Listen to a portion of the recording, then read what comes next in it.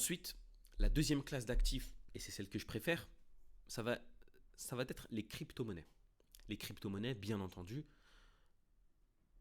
ne sont pas le placement préféré des Français, ni même des musulmans de règle générale, pour diverses raisons. Et l'une de ces raisons principales, c'est celle de la licéité. Le positionnement des savants sur les crypto-monnaies est encore assez flou. On a des savants qui se positionnent pour dire que oui, c'est licite, d'autres qui se positionnent au contraire pour dire que non, c'est illicite, on ne peut pas investir dans ces produits-là. Et on a des savants qui vont être qui vont être entre les deux, qui vont dire oui, c'est licite sous certaines conditions. Et en fait, ce qu'on va essayer d'aller chercher, ça va être quelle est l'utilité du projet. Est-ce que ça finance quelque chose? Est-ce que ça finance une technologie qui est el haram? Est-ce qu'on peut investir dedans? Après, ça nécessite encore un certain niveau de connaissance et d'autonomie. Pourquoi?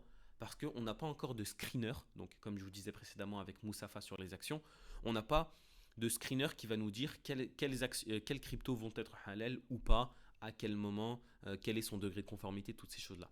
C'est un monde qui est un peu plus complexe, mais lorsque vous vous y connaissez, vous pouvez aller chercher des crypto-monnaies, des projets qui eux vont être licites et dans lesquels vous pouvez investir. Les crypto-monnaies, bien entendu, restent un domaine, restent une classe d'actifs qui est très risquée, mais dans laquelle vous pouvez gagner beaucoup d'argent.